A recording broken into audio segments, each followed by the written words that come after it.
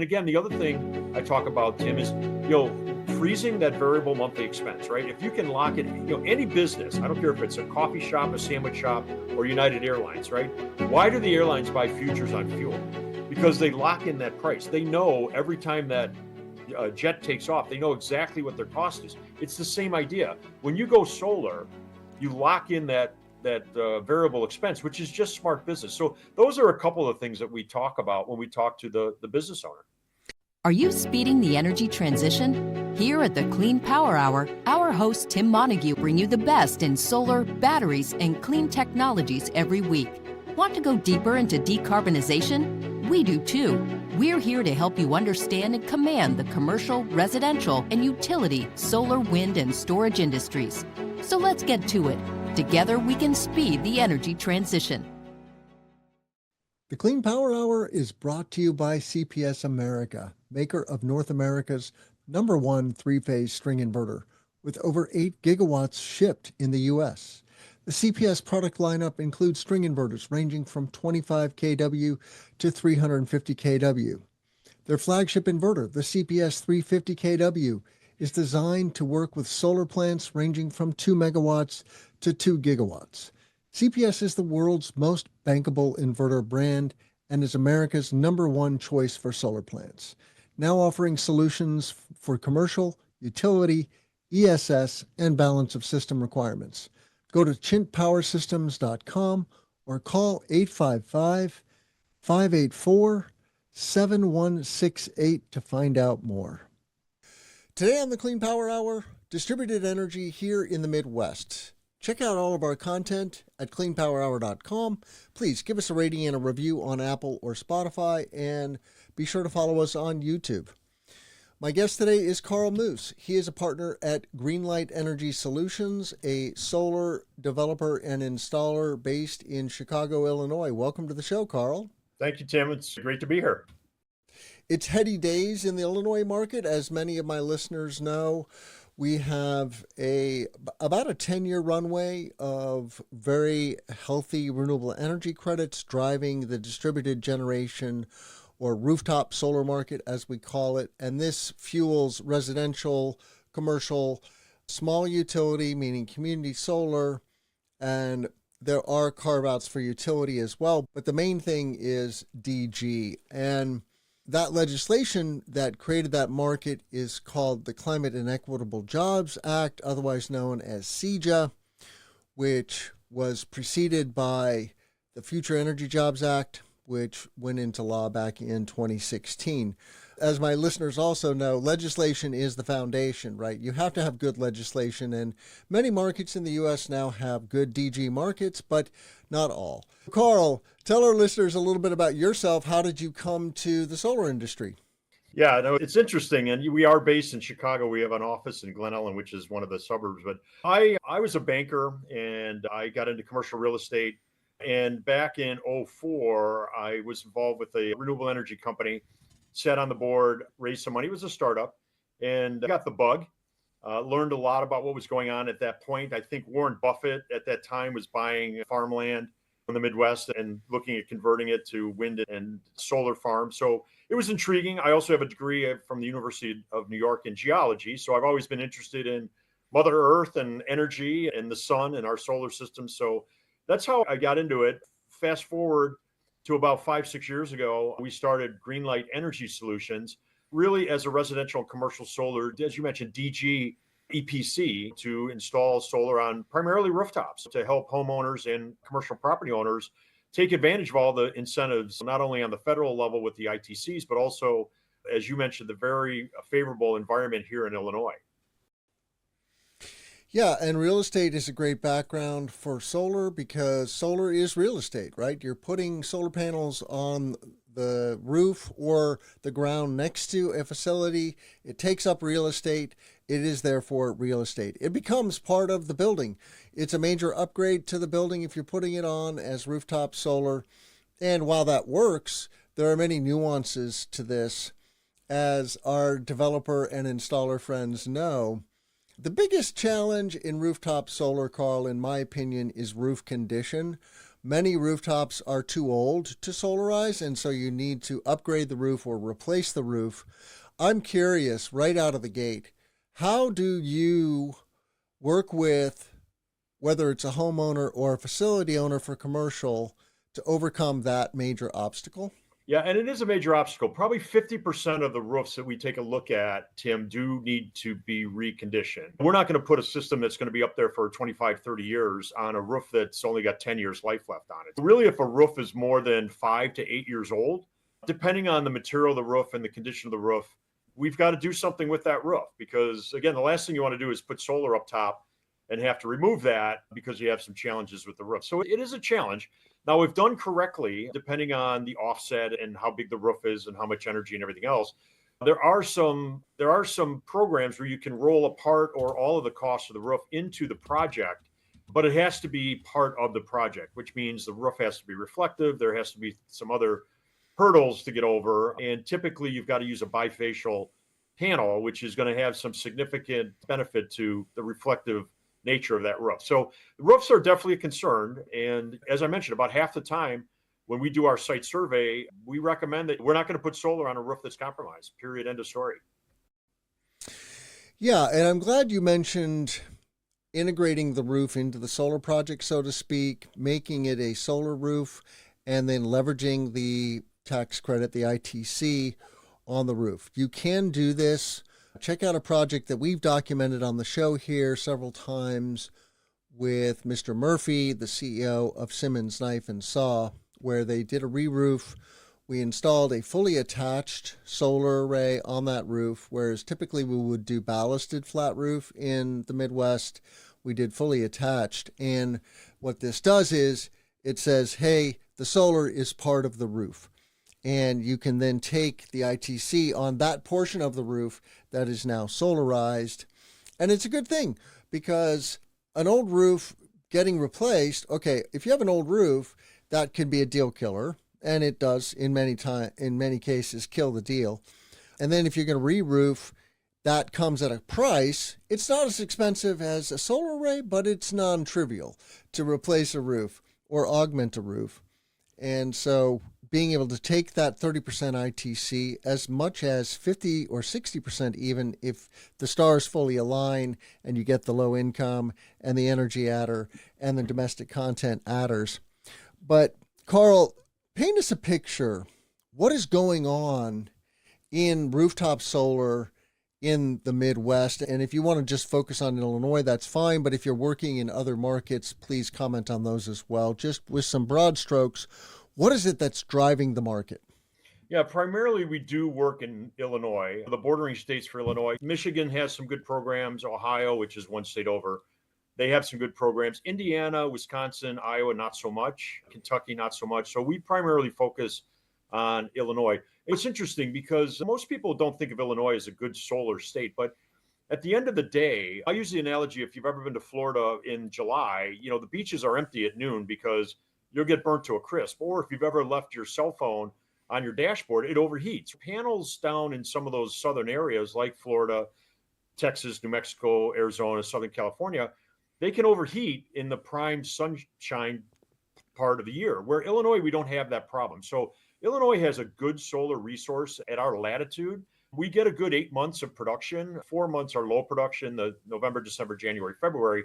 But we get 8 months. And because in Illinois, we have that net metering through ComEd, which is an Exelon company, any system over 100 kW, you're still at that 1-for-1 net metering. So you can build up those credits during the 8 months, high production months to accommodate the low production months. Definitely in the Midwest, that latitudinal bound stretch, we get good solar resource across the region from coast to coast. So that plays into it. And as you mentioned, Tim, the incentives. Our Springfield is our capital. Our legislation down there is very renewable friendly. In Northern Illinois, we have ComEd, which is an Exelon company.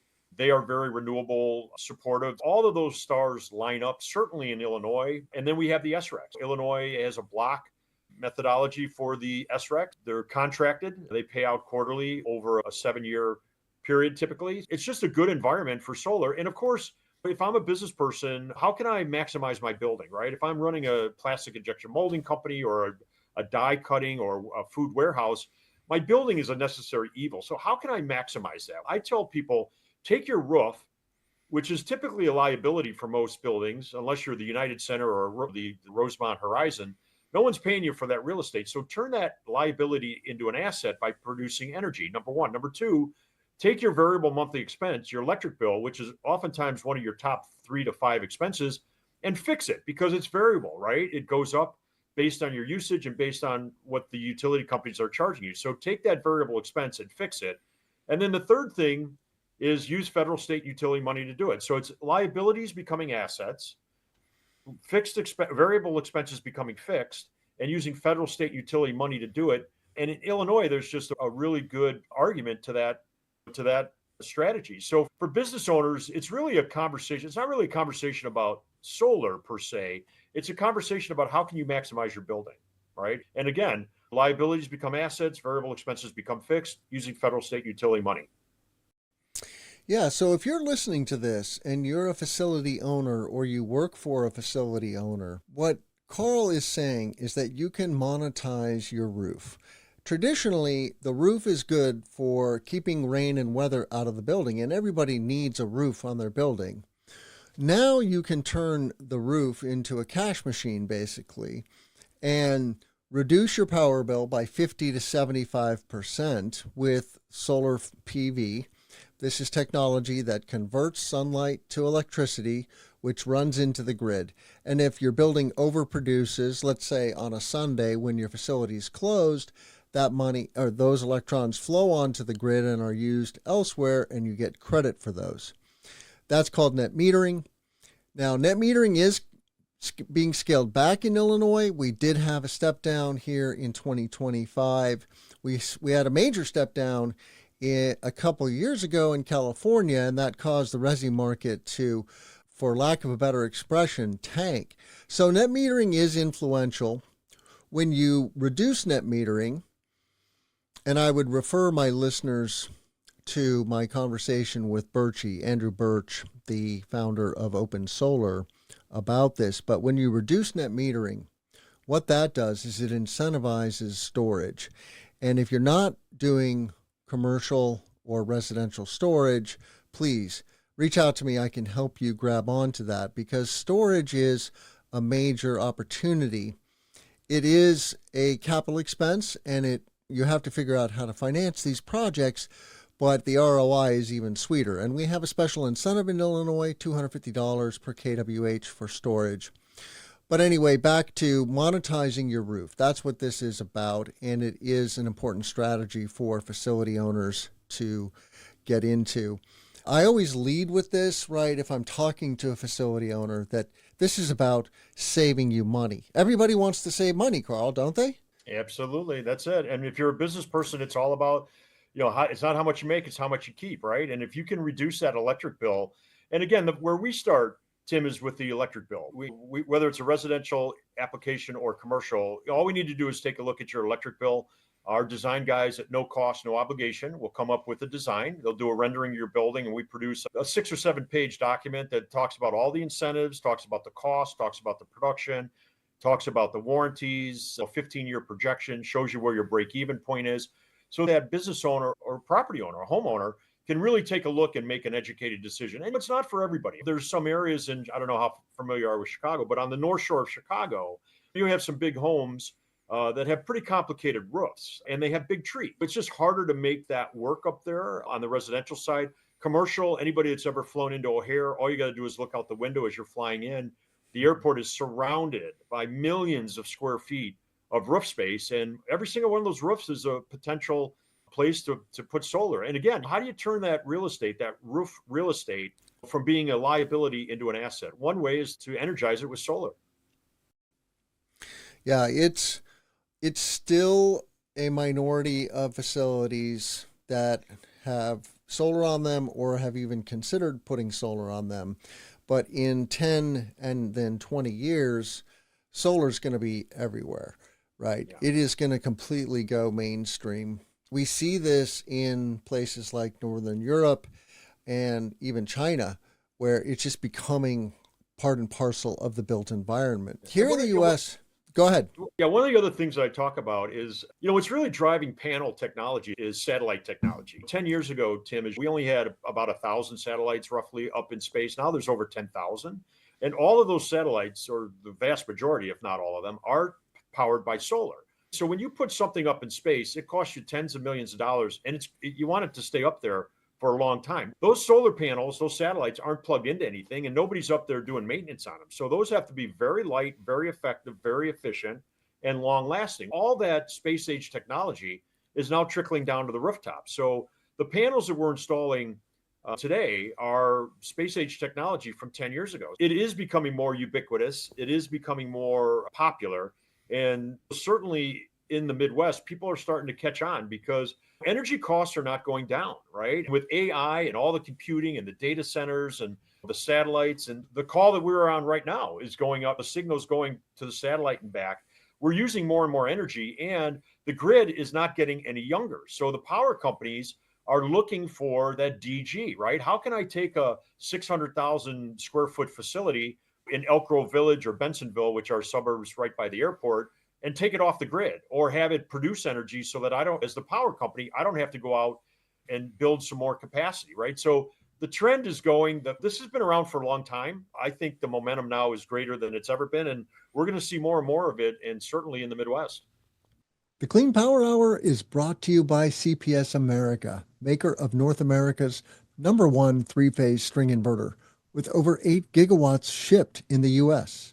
The CPS product lineup includes string inverters ranging from 25 kW to 350 kW. Their flagship inverter, the CPS 350 kW, is designed to work with solar plants ranging from 2 megawatts to 2 gigawatts. CPS is the world's most bankable inverter brand and is America's #1 choice for solar plants, now offering solutions for commercial, utility, ESS, and balance of system requirements. Go to chintpowersystems.com or call 855-584-7168 to find out more.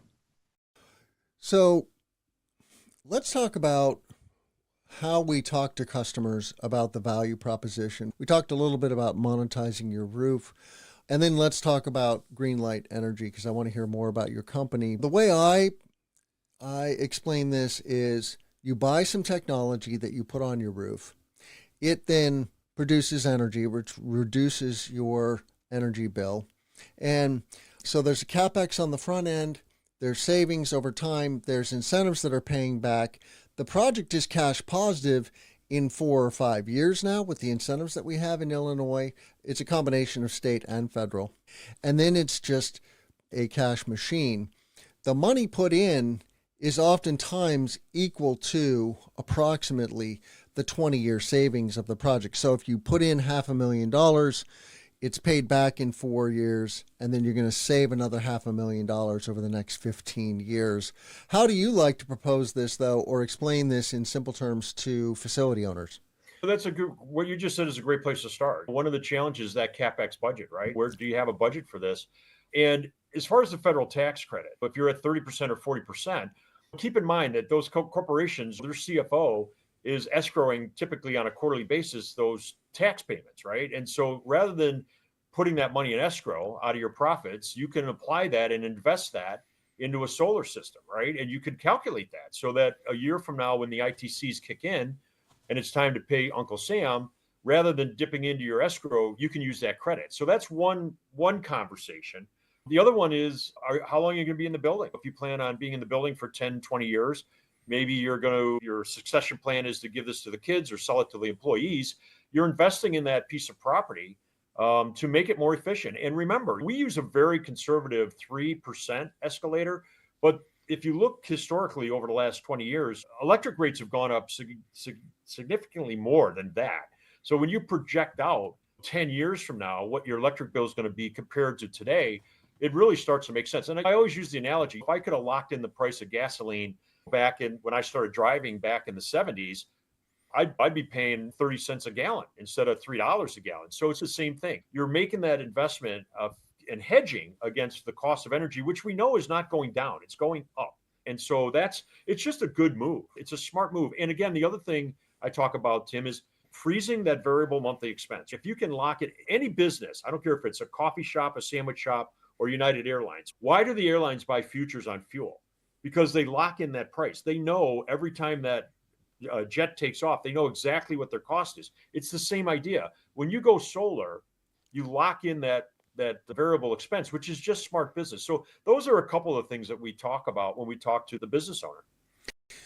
Yeah, you know that expression, death and taxes are the only certainties in life. And in the case of taxes, rather than pay those taxes to the government, you can then invest those taxes in your own facility as a credit. And that's a way to reduce your tax burden, which I think is very compelling. And then, of course, there's just the raw savings, right? You're getting electricity from sunshine. The fuel for that is free. It's photons. We're raining down 5 to 10,000 times more photons than all of society consumes on an annual basis. So we're literally swimming in energy. So, yeah, Carl, you want to say something about that? No, there's no lack of energy. Everything in our universe, our solar system is derived from the sun, including the energy it takes for me to talk to you. So why are we digging up 600 million year old plants and animals that derive their energy from the sun 600 million years ago? We're digging it up. We're paying whoever owns it. We're shipping it on railroads to a processing plant. We're processing it. Then we're burning it, which pollutes the environment, to produce energy, to produce steam, to turn a turbine that turns a generator, just to send it all the way down and transmit it all the way down to the homeowner, which, by the way, only 25 or 30% of that energy actually makes it to your walls. It just makes sense to me. Capture it, convert it. We're at the source. As you mentioned, in the amount of time that we do this podcast, the earth gets hit with enough solar energy to satisfy 100% of human consumption. So why not capture it and convert it right where we hit it? And to your point, the photons are free. The energy's free. It's the capitalization and capture. But again, typically 5 to 7 years into it, you're at your break-even point. So now you're ahead of the curve. I love it. So let's talk about Greenlight. We have a growing cadre of solar installers here in Illinois. Some of them are indigenous companies that have been born and bred in Illinois, and some of them have come from other markets because, let's face it, Illinois is a growth market. It's a growing solar industry. We're in the top 10 DG markets across the U.S. Yeah. Tell us about Greenlight. What was the inception of the company? And when you're sitting across the table from a facility owner, how do you differentiate yourselves from the other installers and EPCs out there? Yeah, great question. So my partner, Joe, he started the Greenlight Construction Group, I believe 22 years ago. So Joe was my contractor when I owned my real estate. And when you find a good contractor, you stick with them. And Joe he's a government contractor. He does everything from build, design, ground up. He's done airports, marinas. He gets on government contracts. And he was the one that approached me and said, hey, and one of his businesses, by the way, is roofing, right? He came to me and said, hey, let's go grab some dinner. And he said, hey, I'm getting sick and tired. Every time I put a roof on a building, I come back to do maintenance and there's solar up there. He goes, I'm leaving money. I'm losing money. I'm leaving money on the roof. I said, well, yeah, you probably are, Joe. So we took about 9 months, 9 months, did a lot of research, kissed a lot of frogs, talked to a lot of people, and we launched Greenlight Energy Solutions about just under 5 years ago. And we're an EPC. We do full design, procurement, construction. We're registered with the ICC. We're registered with the clearinghouses for the SREX. We manage all of that. ComEd, we're a certified vendor with ComEd. So we went through the process for all that, because as you qualify for the federal programs, you've got to meet certain criteria and thresholds. So we took a couple of years doing all that. It's expensive. It's time consuming. You got to have the master electricians on staff and the structural engineers and all that kind of thing. And then, of course, the individuals that know what they're doing when they get up on the roof. So that's been the evolution of Greenlight Energy. Greenlight Energy is a subsidiary of Greenlight Construction Group. And again, we're growing the residential business. Joe basically manages the residential business. I manage the commercial business. We've hired on a new sales manager over there, and we've got about 8 people that are experienced. We won't work with anybody that doesn't have at least 3 or 4 years track record in solar, because we're interested in dealing with the professionals. They represent our brand. And Joe and I are active in the business. This is what we do. If you have a problem, we can solve it. Again, Joe has a roofing company. If somebody needs a new roof, we could certainly do that work for them, and we can do the analysis. If they've got their own roofer, that's okay too. But at the end of the day, the two companies work together to make sure that the The customer experience is what they beyond their expectations. And again, we understand there's always going to be issues, there's always going to be challenges, but who are you going to call when you have a problem? You can talk directly to the owners of the company. I think having a construction background really helps. I did not have that when I came to the industry, and that's why I went to work for a big contractor called Continental up in Chicagoland. They were an electrical installer, electrical contractor that got into solar. And that's not uncommon because it's electricity.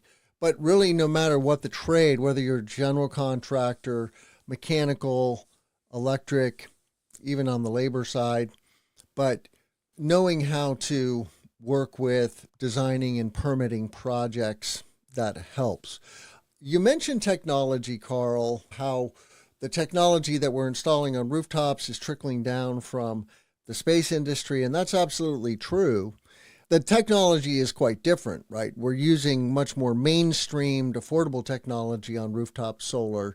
The technology's been around for 70 plus years now, so it is truly mature technology. It's always getting better, and we're in that technology adoption curve where the more people that install solar, the more affordable it gets. But what do you think is important for facility owners or prosumers, for that matter, to understand about solar technology? There's three major components. There's the panels, there's the racking, and there's the inverters that are converting the DC power to the AC. But how do you explain the technology side of this industry to your customers?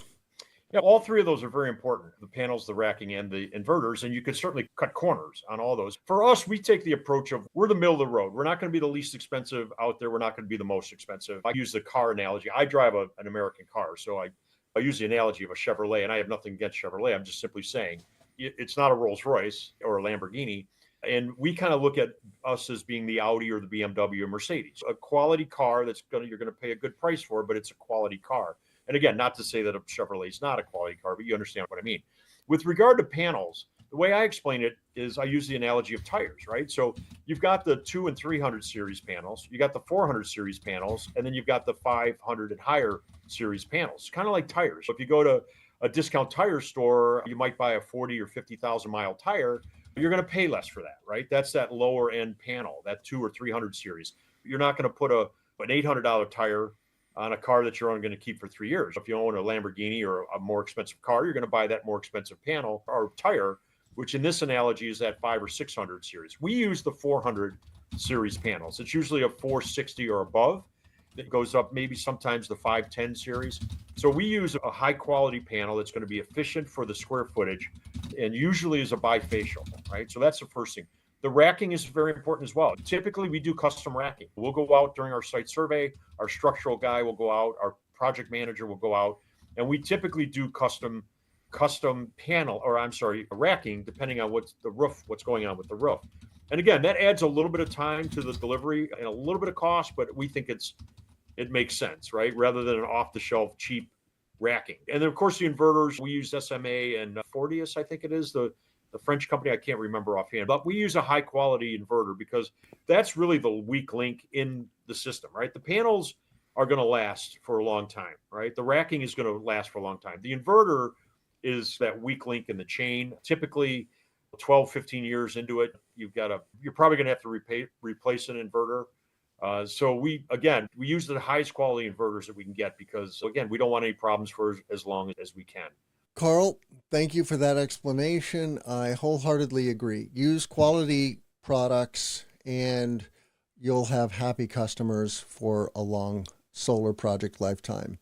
Carl, in our last few minutes together, what else should our listeners know about Greenlight or yourself or the industry that we're all in, that solar coaster that we're riding? What else would you like our listeners to know? About Greenlight, Joe and I take our business seriously. Our kids are involved. We've been around for a while. We're not going anywhere. And we take responsibility for our projects from start to finish. With that regard, the majority of our business, Tim, is referral business. So we get a lot of referrals. We do a lot of networking. We sit on the boards of a couple of different associations, and we're pretty well known in the Northern Illinois or Chicago area. As far as solar, as soon as you say solar, they have some preconceived notions. And again, at the end of the day, I like to explain it as it's the source of energy. The energy is The day the sun stops shining, we've got big problems, right? And to think about it, if you believe the sun's been around for 4.5 billion years, it hasn't taken a day off. It's never turned its switch off, and it's always shining somewhere.